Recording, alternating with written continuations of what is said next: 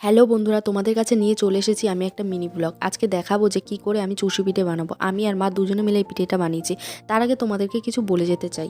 জানো তো বন্ধুরা, আমার কাছে না একটা ভালো মোবাইল আছে না স্ট্যান্ড আছে, তাও আমি ভিডিও করি, অনেক কষ্ট করে ভিডিও করি। আপনাদের কাছে আশা থাকে যে একটা লাইক, সাবস্ক্রাইব আর কমেন্ট করার, কিন্তু আপনারা অনেকেই করেন না, কেন জানি না। যাই হোক, তাহলে যাওয়া যাক পিঠে বানাতে। আমি আর মা দুজনেই গোবিন্দভোগ চাল কিনে এনে সেটাকে ভিজিয়ে রেখে মিক্সিতে একটু পেস্ট করে নিয়েছিলাম। গুঁড়ি হয়ে গেলে সেটাকে একটু সিদ্ধ করে নেওয়া হয়েছে। আমি কিন্তু পিঠে বানাতে অতটাও পারি না। মা বললো যে আমাকে এই লেচিগুলো কেটে দিতে, তাই আমি কেঁচোর মতো বড় বড় করে লেচি কেটে দিচ্ছিলাম আর আমার মা ওগুলোকে টুকরো টুকরো করছে। জানেন তো বন্ধুরা, শীতকালে এই পিঠেগুলো খেতে খুব ভালো লাগে। আমার তো প্রিয় পিঠে। এই পিঠের নাম হলো চুষি পিঠে। আপনাদের ওখানে কে কি বলেন সেটা কমেন্টে জানাবেন। এদিকে দেখো বন্ধুরা, আমার মা কতটা স্পিডে কতগুলো পিঠে কেটে ফেলেছে। আমি তো লেচি এগুলো বানিয়ে রেখেছি, আমার মা এগুলোকে কাটবে। দেখুন তাহলে কত সুন্দর করে, কত তাড়াতাড়ি, কত ছোট ছোট সুন্দর করে বানিয়ে ফেলেছে। লেচিগুলোকে একটু টুকরো টুকরো করা এতটাও কঠিন না। হাতের তালুতে একটু প্রেসার দিয়ে ঠেলা দিলেই কিন্তু এগুলো হয়ে যায়। তাই আমিও ভাবলাম আমিও চেষ্টা করবো। তাই দেখো 1 ঘন্টার মধ্যে হয়তো আমি 2টো লেচি করবো। মার মতো করে আমিও চেষ্টা করছিলাম, কিন্তু আমার না অতটা স্পিড আসছিল না। তোমরাও চেষ্টা করবে, তোমাদেরও হবে, একটু সময় লাগবে। কিন্তু বলুন তাহলে পরবর্তী স্টেপে যাওয়া যাক। এদিকে কিন্তু গরুর দুধ 1 কিলো নিয়ে এনে সেটাকে ভালো করে জাল দিয়ে নিয়েছি।